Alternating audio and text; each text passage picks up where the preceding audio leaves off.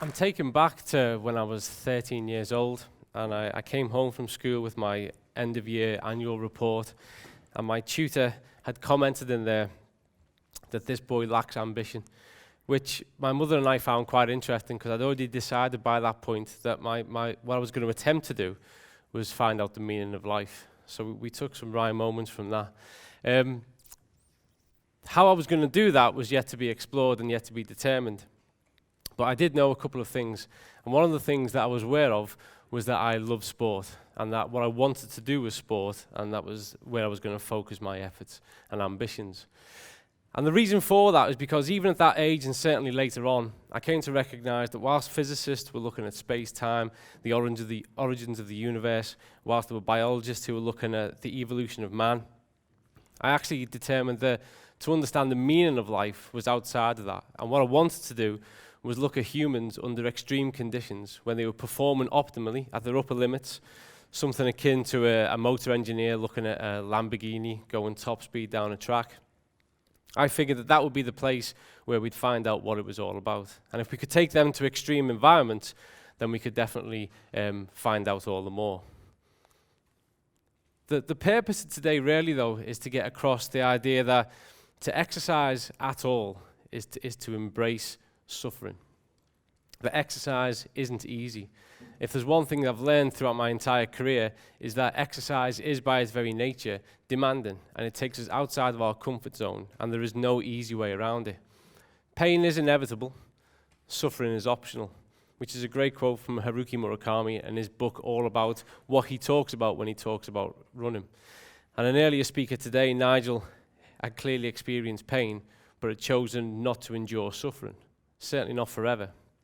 And often that's the difference, because pain is an inevitable part of the process of the things we do, but how we suffer and how we interpret that suffer determines the difference.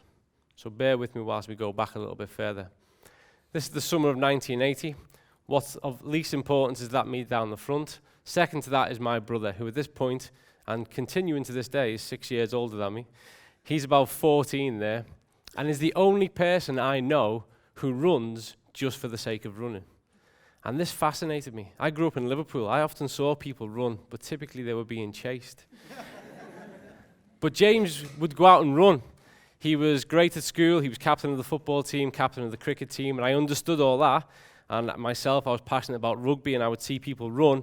But James would just go out and run, and he would leave the house for half an hour, 40 minutes, an hour, and he would come back glowing, covered in sweat, out of breath, but smiling. And this made very little sense because I attempted this. I thought there was some secret land to be found, and I would get 400 yards down the road and be absolutely broken. But that was really where I bought into the idea that perseverance and continuing to go back would teach me something about a secret. 9 months later, this happened. This was the very first London Marathon. And I sat at home in awe as 20,000 people ran what I considered to be at that time an impossible distance, 26.2 miles. In all honesty, I didn't really know what 26.2 miles was back then.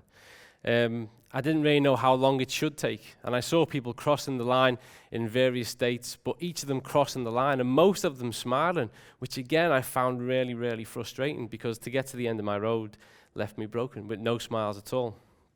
So I was obsessed and I was fascinated, and really, when I look back now, this was the point where my addiction began. And I do confess that I am an addict to endurance sports myself, and what's been the catalogue of errors and experiences since this is portrayed up on that screen there. But that's less important, but it is important to recognize, I guess, that what I ask other people to do as part of my career, I do undergo myself. What's more interesting, though, is over the same 35 years, since we've seen this explosion, apparently, of fitness, of people taken to the streets in their tens of thousands. The London Marathon now attracts upwards of 50,000 and over 85 to 90,000 applicants. The Great North Run up in the northeast, even more so. And there are ever more and more events across the country and across the world where tens of thousands of people are taking part. And the events themselves are getting ever more extreme, in extreme conditions, environments, and even the distances have gone through the roof. You used to be able to impress people by saying that you'd done a marathon. Nowadays, you don't even come close. Everyone's done a marathon. What's next? I took to do an Ironman a couple of years ago, which is a 2.4-mile swim, 112-mile bike, and then you do a marathon at the end, and still now people go, yeah, but which Ironman? Where did you do it? Was it an easy one? So it's hard to impress people, but back to the point. If we look at the profile, and this is with information from the World Health Organization, and also some of the marketing information from a world-leading brand of exercise equipment builder, manufacturer, what we see is there is almost a perfect correlation between the increase of cardiac disease, type 2 diabetes, and obesity, and the explosion of exercise facilities. If you were to look at this as cause and effect, you could say that actually the more opportunity you have to exercise, the more likely you are to get a condition related to not exercising. Because throughout this whole period, as you've had more opportunity to train, more and more people have become obese, have developed type 2 diabetes, and some type of cardiac disease. But the fact is there is no cause and effect here, because we're dealing with two distinct different types of population. On average, when we look at the analytics of it, approximately, and this figure hasn't changed for nigh on 25 years, 12% of the UK population take part in exercise and training meaningful enough to elicit a change in their performance or in their health and well-being. And that figure barely changes. What happens is that 12%, they migrate and they go with whatever they want to do next. Those people who found a half marathon challenging some years ago then need to do a marathon, then need to do an ultrathon, then need to do an Ironman, and then a whole host of other things upon which I've built a career. So why is this? Why do we have these two different types and these two distinct different populations? Well, because you've been lied to. Because there is a whole host of manufacturers out there who are attempting to sell you a fad.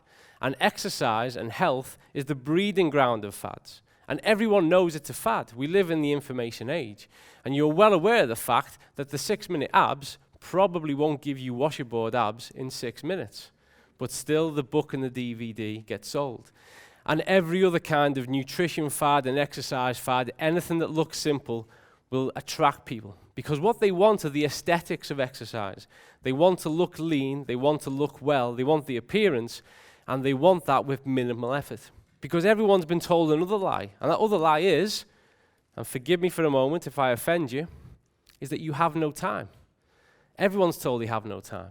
And almost to the extent that if you tell someone you do have time, you must be the world's biggest loser. At our place of work, if you stop someone on the corridor and say, how are you getting on? They're busy, automatically, no matter what they're doing. They might be chomping into a donut, but they're busy. Too busy to chat. Too busy to do everything, and certainly too busy to exercise and think about their diet. Too busy to cook. And sadly, multinational corporations have latched onto this, and they've sold convenience, and they've sold the ideas of an easy way to achieve something that, in fact, we all know is difficult. So real exercise looks a lot more like this, and these are a few images from the kind of athletes and groups I've had the opportunity to work with. And myself and the research group and some of the people that I collaborate with, we've taken people to every kind of extreme you can imagine. We've taken them to the top of Everest, we've taken them to do marathons across the desert, we've taken them to do the Tour de France, we've trained them to represent their country at GB level, at Olympics and various Olympic cycles.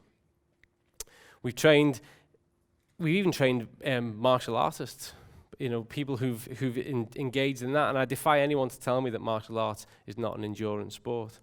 We've taken age group athletes, and these are my favorite types of athletes because they have no money. So they don't benefit from millions of pounds worth of investment to put them on a podium and put them on a world stage. They have to do it themselves, and they prove the rest of us wrong. They prove the rest of us wrong that we have no time. Because they have the same commitment as us. They have full-time jobs, they have families, they have friends, they have Christmas, they have birthdays, they have Easter, they have everything else they need to do, but they still manage to train full-time. The interesting thing about this group of age group athletes, and here's another one, is not only do they have full-time lives and jobs and other commitments, but they compete at the world stage, and more often than not, they beat the athletes who've been funded. And this has caused people to think very differently. These age group athletes have actually brought about a monumental change in our attitude towards athlete development and performance profiling because they're classed as late bloomers. So no one picked them up when they were a child. They didn't have the pushy parent throwing them in and insisting everyone look at them, and I have to tolerate those as well. They quietly went about their business. They went off, fell in love, got married, had children, found a career, and then went back to what they wanted to do and became very, very good at it. And even without the income and support, the finances started to win. So these themselves are a very, very interesting group. But what I'd like to do really is draw your attention to one example, and it's a group that I worked with a couple of years ago now, and it paints my main point perfectly. Worst things happen at sea. If you got a bad letter through if you got a letter through the post telling you owed someone £5,000, it would be infinitely worse if you read that letter and you were on a boat and you're in the sea. Anything that's bad that's happening to you, it'll be worse if you're at sea. These guys, though, they approached me. This was the third group I'd worked with who wanted to row across the Atlantic. So no small task whatsoever. None of them were rowers. None of them had any experience of rowing. And in fact, when I took this project on, my first question was, can any of them swim? I knew so little about them. The interesting thing about them is they typify the big explosion in exercise. They were all from upper middle class, economically mobile people. They had comfort at home. They had no need to go out and make themselves uncomfortable. But they all had a background of endurance sport. They were already addicts. And this was where that road had taken them. So they'd done Ironmans, they'd done marathons and ultrathons. And in fact, we used some of those events to train them along the way for this, because there is no kind of physiological marker of how you build an Atlantic rower. You have to look at the physical demands and then just go for it as best as you can. And we looked at the kind of calorific cost of being active for that long. And we had to figure these things out as we went. And we trained them for 14 months. And the ambition was that they would complete this journey in 40 days. So I'd like you to keep the forefront of your mind that these people could be at home. They were successful in their career, successful in business. They could be at home driving nice cars, surrounded by their loved ones, and living in relative luxury. But they chose to do this.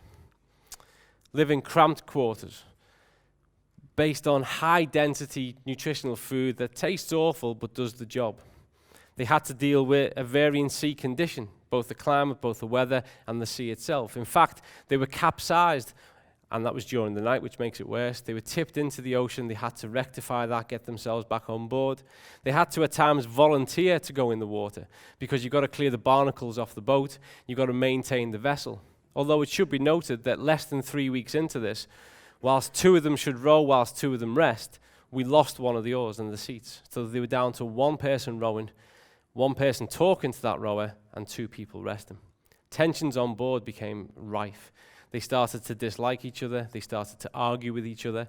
And each of them disclosed to me upon their return that they'd all thought of sabotaging the boat, just to end it nobly. So people will go, well, you know what, fair dues, you gave it a try.